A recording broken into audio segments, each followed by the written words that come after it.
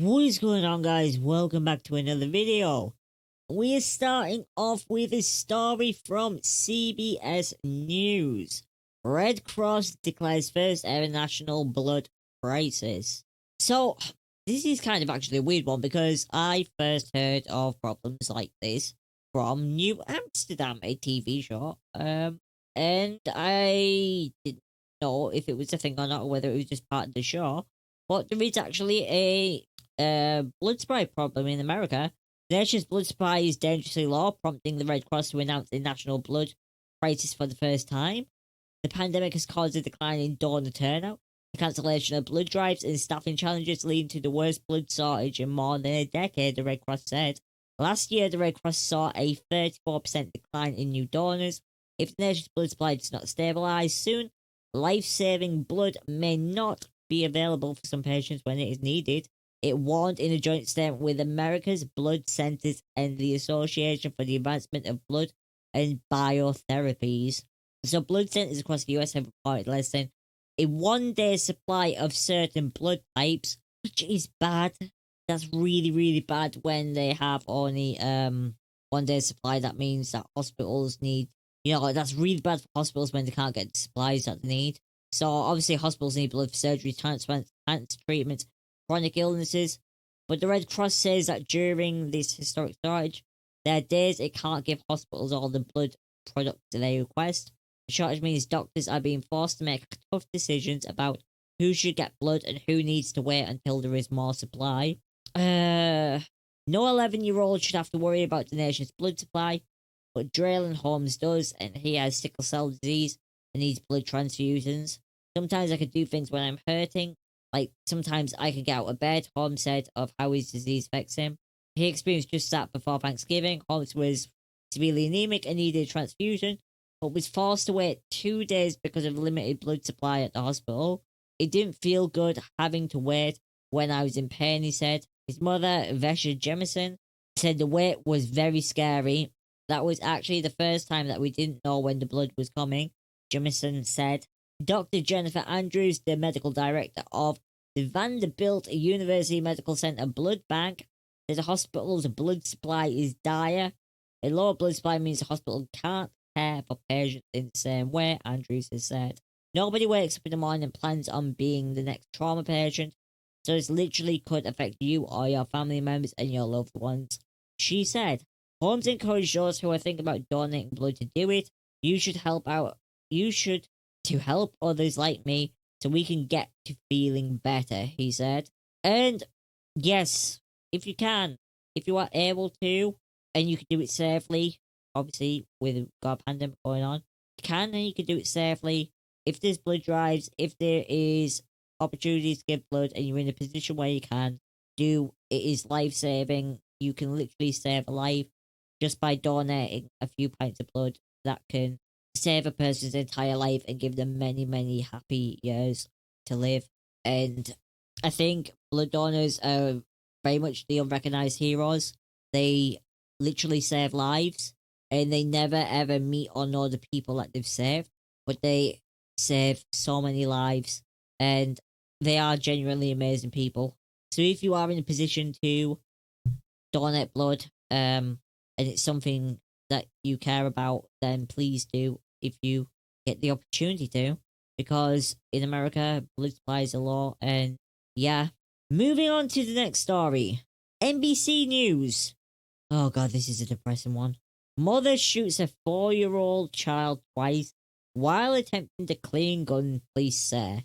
So, a Detroit woman who claimed the robber shot a 4-year-old child later confessed that she accidentally pulled the trigger while cleaning her gun, authorities have said. Jesus. What? The shooting took place on Friday around 3 p.m. in the 6,500 block of Brush Street, according to Detroit police. The mother initially told officers someone opened fire outside an apartment after unsuccessfully trying to snatch a purse, hitting the child twice.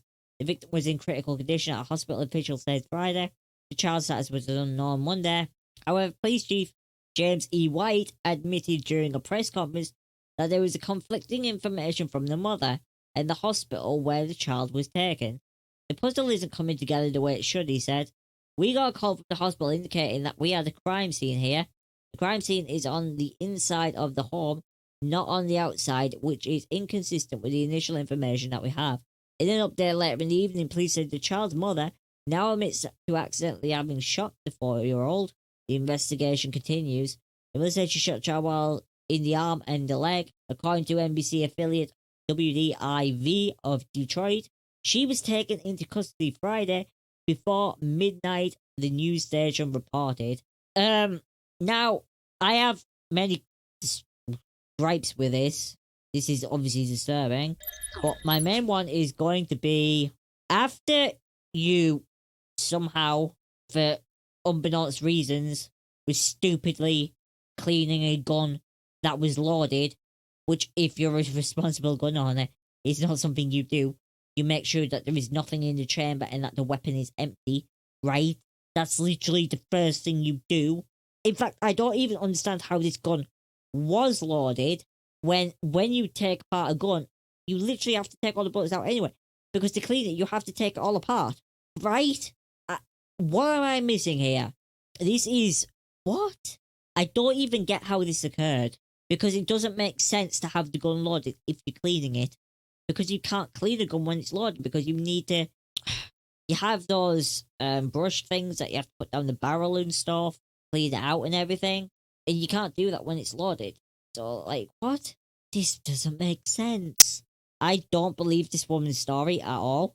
In fact, she lied once, so I wouldn't be surprised if she tried to come up with another lie again.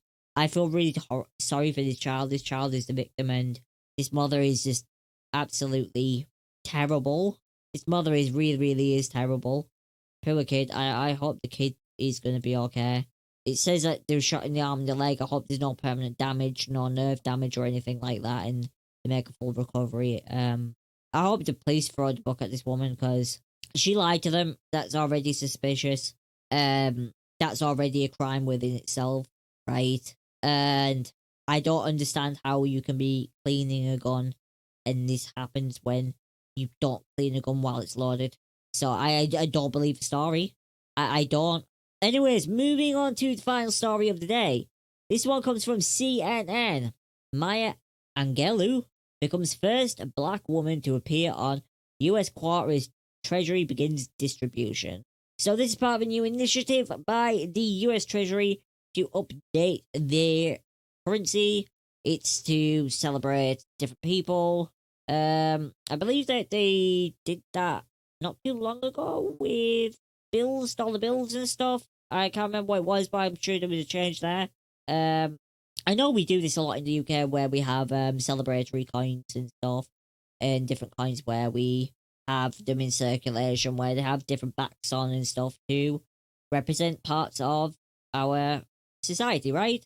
And it seems like the US is doing a similar thing, and this part of it is American Women's Quarters Program, and it's to feature prominent historical women from American history, right? Who have been part of the civil rights movement and of other movements. So that's what's happening. It's going to be going on throughout till 2025, where there's going to be this circulation. So let's get into what they've actually done with this. And let's start off with what the Treasury Secretary has to say.